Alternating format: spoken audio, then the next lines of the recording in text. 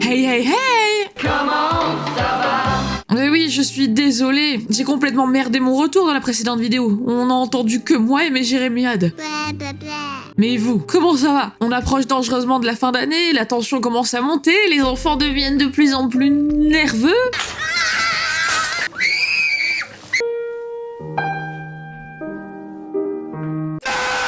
Certains préparent déjà même le budget Noël. On connaît depuis ce soir la valeur estimée du butin, 88 millions d'euros. Let's go. En ce moment, on offre un show à l'international, on passe vraiment pour des cons. C'est pour ça que je demande si vous allez bien. Dans une ambiance pareille, il y a de quoi péter un boulon. C'est pour ça qu'il est grand temps de prendre une pause. Ferme-moi cette boîte mail, tu répondras à Brigitte plus tard. Ça fait un moment que t'es plus dans tes horaires de boulot. Prends ton meilleur plaid, un petit chocolat chaud dans les mains et viens, on va se faire un dessin animé que t'as probablement pas revu depuis un moment. J'ai nommé Tom Sawyer.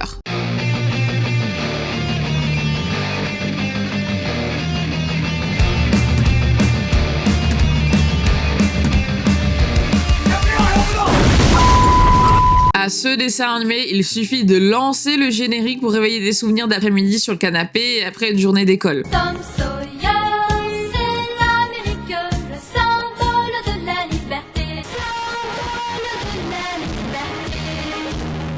Ah, elle a changé la terre de la liberté. On est au milieu du 19e siècle, un peu avant la guerre de sécession, dans le Middle West. Tom est un jeune garçon d'environ 12 ans qui vit chez sa tante Polly et sa fille Marie. Lors de la mort des parents de Tom, Polly a accueilli Tom et son petit frère Sid chez elle. Sid, c'est le petit frère parfait. Studieux, poli, travaille bien à l'école et serviable à la maison. Oui, on peut dire que c'est le meilleur investissement de Polly. Puis de l'autre côté, on a Tom, le frère aîné, le modèle pour le plus jeune, celui qui ouvre la voie finalement. Bon, nous allons voir. Si c'est pile, le sort l'aura décidé, j'irai pas à l'école.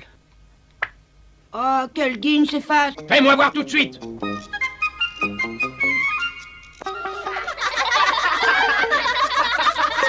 Je me demande quand même à quoi ça sert les garçons alors, parce qu'il y en a. Ouais, il y en a, mais ça sert à rien. Oui, bon, pour Polly, il va y avoir du taf là. Surtout que les garçons s'adorent. J'ai vu Tom qui s'amusait avec sa bande d'amis et je l'ai prévenu, mais il n'a pas... Ouah. Qu'est-ce que tu faisais? Tu devais encore t'amuser, je parie. Tu sais que ça fait déjà longtemps qu'on t'attend. Si vous êtes un grand frère, je suis sûre que cette situation vous est familière. Bon, alors écoute, puisque tu as pensé à accueillir Marie à l'arrivée du bateau, je te donne la permission de partir. Je dois te dire, ma tante, que ça fait plusieurs jours que je pensais à Marie. Il raconte n'importe quoi, puisque c'est moi-même qui lui ai rappelé que Marie arrivait.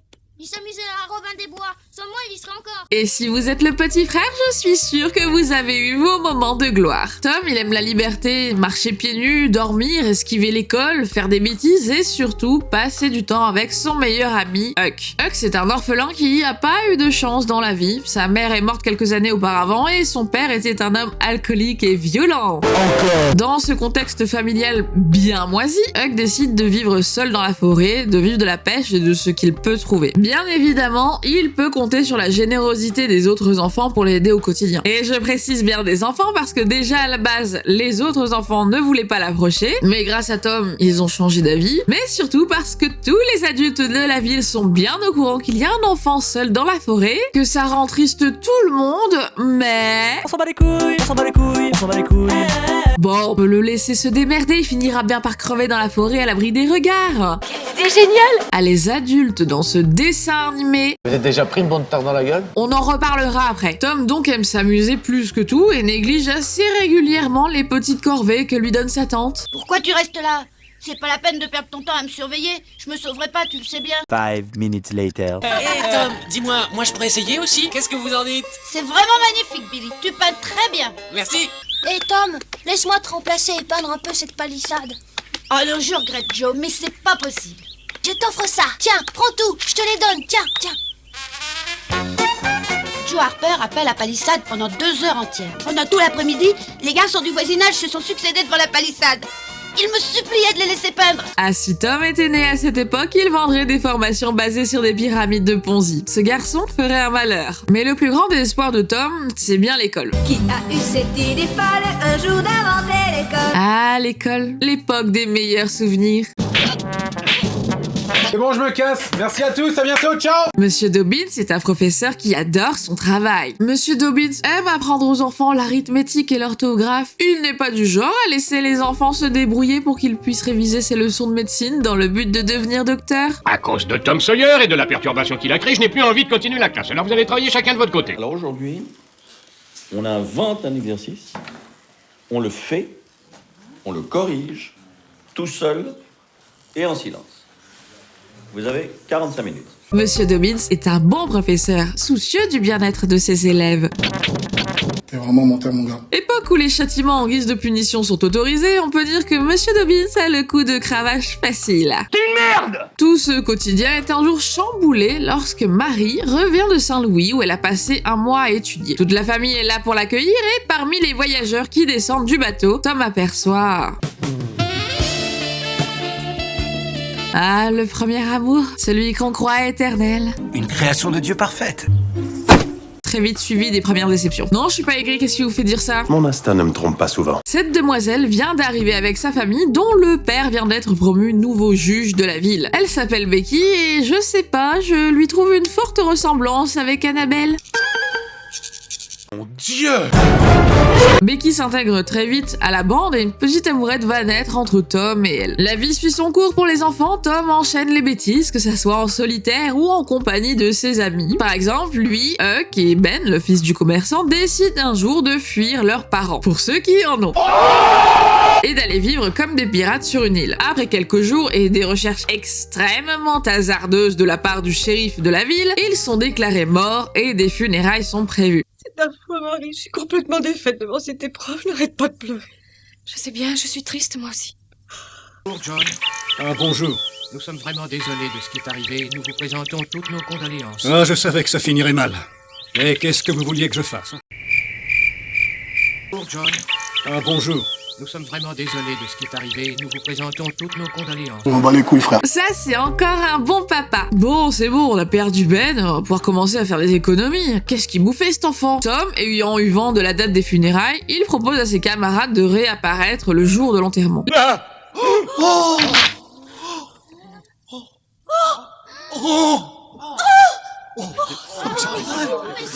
L'émotion est vive et tout le monde est sous le choc. Tante Polly pleure, elle embrasse Tom, elle est heureuse de le retrouver. Et du côté de Ben... Papa!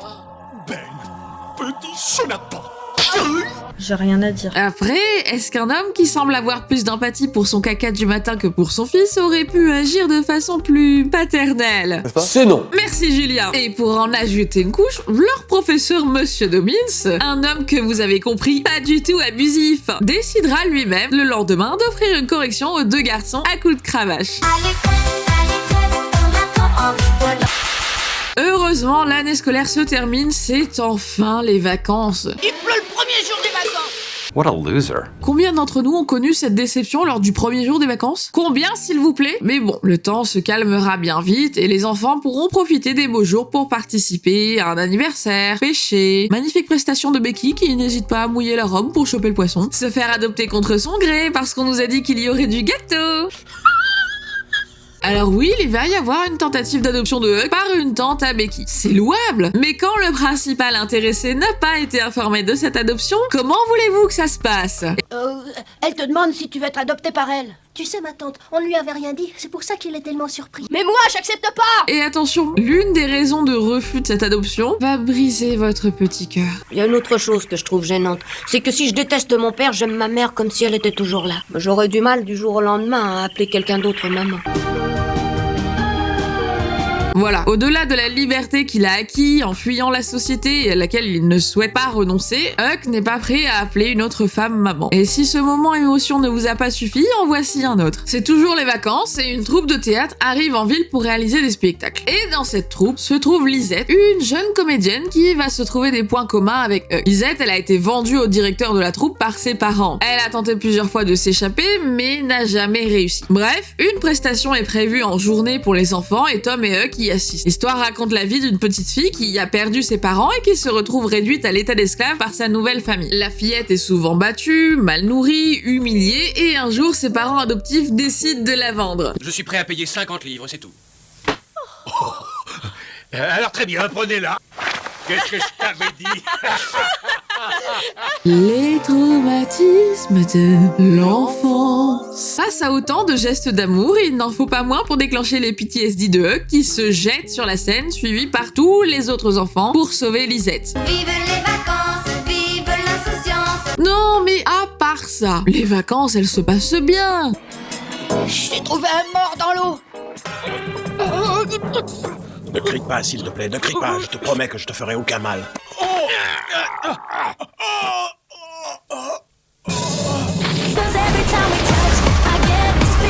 Okay. Est-ce que Tom et Huck ont trouvé en quelques jours un cadavre et assisté à une scène de crime? Oui, c'est possible. Ah, ils en auront des choses à raconter sur leurs vacances, hein. Tom et Huck assistent donc à l'assassinat d'un jeune médecin par Joe l'Indien. Joe l'Indien, c'est un Indien très craint dans la ville. Celui-ci profite de l'état d'ébriété de ce déchet humain qui est Meuf, pardon, mais c'est comme ça qu'on parle de lui en ville, hein, pour le faire passer pour le coupable. Arrêté puis jugé en procès, Tom trouvera le courage d'innocenter Meuf et d'accuser Joe l'Indien. Meuf s'est battue avec le docteur Robinson. Le docteur l'a assommé en lui tapant dessus avec une croix. Mais Joe l'Indien, qui avait ramassé le couteau de Meuf, s'est approché du docteur et lui a enfoncé le couteau dans la poitrine. Voilà comment ça s'est passé. Voilà le coupable. Oui, voilà l'homme qui a tué le docteur Robinson. Arrêtez-le! Arrêtez-le! Une récompense est offerte à quiconque permettra la capture de Joe, même si quelques jours plus tard, on le considérera comme mort ou rentré au Mexique. Et devinez qui va tomber dessus par hasard? Des super vacances. Et Tom ne va pas tomber dessus une fois, mais bien 2 fois. La première fois, avec Huck, ils vont dans une maison et tombent sur Joe qui trouve sous leurs yeux un trésor caché dans le sol.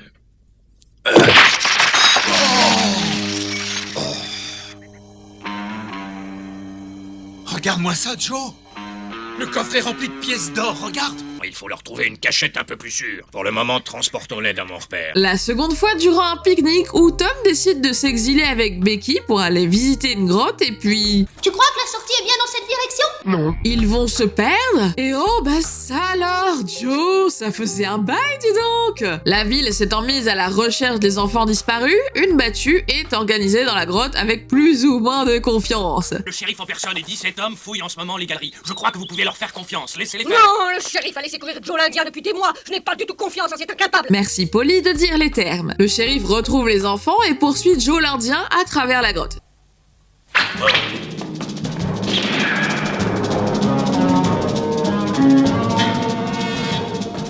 Non, ne fais pas l'idiot! N'essaie pas de traverser la rivière! Et finalement, sur la base de « Oh, il a sauté, bah, je pense qu'il a pas survécu », l'histoire de Joe l'Indien s'arrête enfin. Et voilà! Oh mon Dieu, j'espère que Tom n'a rien. Mais non, maman, on nous a dit tout à l'heure que Becky et Tom allaient très bien. Regarde, voilà Tom là-bas. Tom, viens ici! Time to die!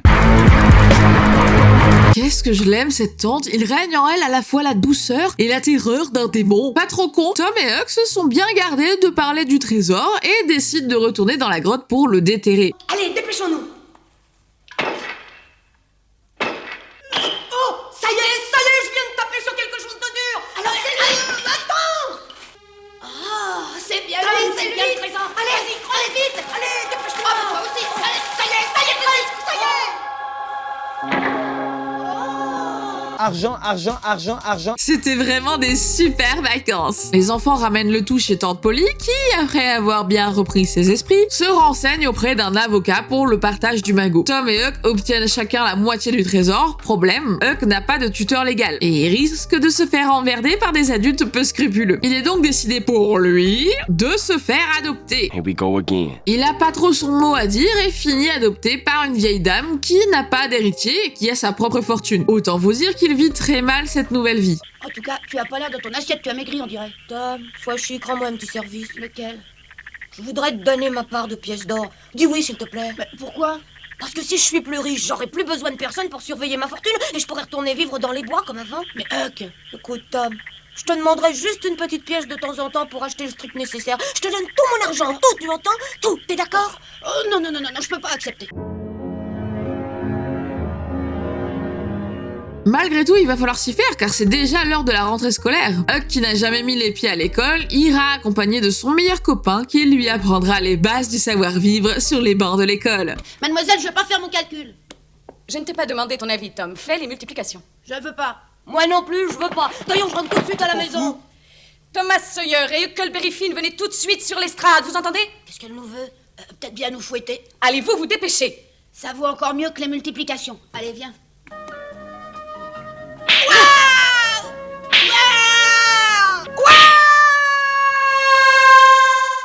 Je peux pas dire que je suis restée insensible à la revue de ces dessins animés. Entre les adultes qui sont vraiment aussi utiles qu'un préservatif troué au planning familial, et les enfants qui sont à la fois dans leur innocence, à la fois plus adultes que la moitié de la ville, j'ai fait le choix de mon camp. Tom Sawyer, c'est le dessin animé parfait pour vous faire une soirée nostalgie, tranquille, après une journée de merde où vous avez passé votre temps à rêver de fracasser la moitié des adultes que vous avez croisés. Tom, c'est un garçon qui, on va pas se mentir, il se paluche avec les règles. Il se tire sur la nouille avec l'honnêteté, il fait du yaourt maison avec le respect. Bref, il s'en branle des adultes. Oui, on a compris, c'est bon. Il ne souhaite pas en devenir un. Mais ce qu'on peut pas retirer à Tom, c'est l'importance qu'il donne aux autres. Il apporte très régulièrement son soutien, notamment à Huck. Par exemple, il va voler un des chandeliers préférés de sa tante pour le donner à Huck afin qu'il puisse prier décemment sa mère lors de la date d'anniversaire de son décès. Il va prendre des coups de bâton à la place de Becky pour une faute qu'elle a commise, sans parler des nombreuses fois où il sauve quelqu'un de la noyade. Bref, l'intérêt que Tom porte aux autres n'a pas de limite. Et si vous n'avez pas la chance d'être son ami, alors ne devenez pas son ennemi. Mon moment préféré dans la série, le jour où Tom et Huck découvrent que ce professeur de méso vert porte en fait une perruque. C'est vraiment très... Je vous remercie du fond du cœur. Ah, j'ai quelquefois été un peu dur avec vous, mais c'était pour votre bien à tous. Oh, mais les gars!